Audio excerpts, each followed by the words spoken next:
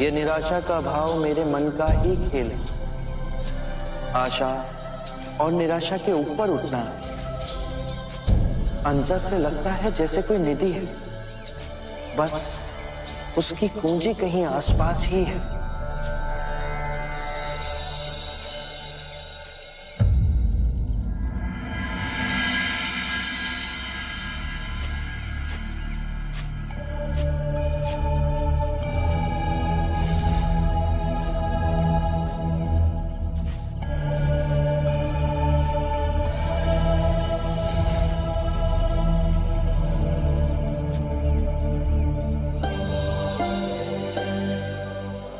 तुम्हारी जिज्ञासा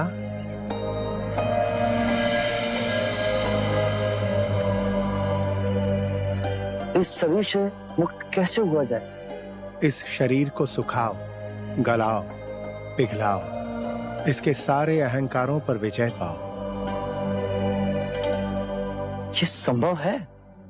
क्षत्रिय हो, राजघराने के हो। आपने कैसे जाना? कंधों पर अब भी धनुष खींचने का चिन्ह है। हमारे परम गुरु भी तुम्हारी तरह राजकुल में जन्मे हैं। 30 साल की आयु में उनमें वैराग्य जागा। उनका सांसारिक नाम वर्धमान था, पर अपनी साधना और तपस्या से वे महावीर कहलाए। 12 साल तक वो गृह त्याग कर अपने शरीर को तपाते रहे, अपनी हर कामनाओं को उपेक्षित किया। फिर वो शांत हो गए, स्थिर हो गए। उन्होंने क्या पाया? केवल जाना कि आत्मा शाश्वत है, समय का कोई भी बंधन उसे बांध नहीं सकता। पर उसके चारों ओर कर्म के कण उसे अस्थिर कर रहे हैं। कर्म के चक्र से आत्मा को मुक्त करना है।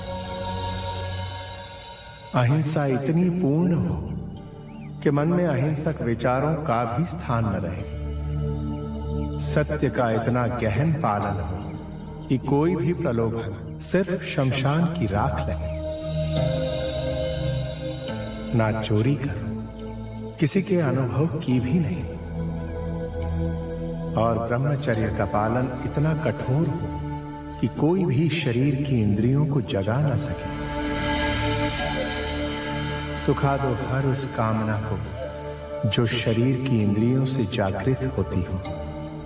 इतने स्थिर हो जाओ कि मोक्ष की कामना भी समाप्त हो जाए।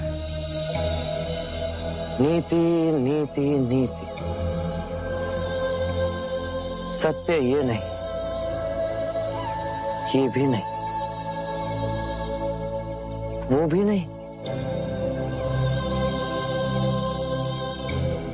परम सत्य के मार्ग पे मैं पूर्व के सारे ज्ञानों को नकारात्मक करता रहा। मैंने सब मार्ग सहज ही चुने, परंतु ये मार्ग मुझसे अछूता ही रह गया। ये ज्ञान आपने मुझे दिया, परम धन्यवाद आपका। यदि लकड़ी गीली हो तो उसमें आग सहज नहीं लगती। सत्य का ये भूमि तपस्वियों की है।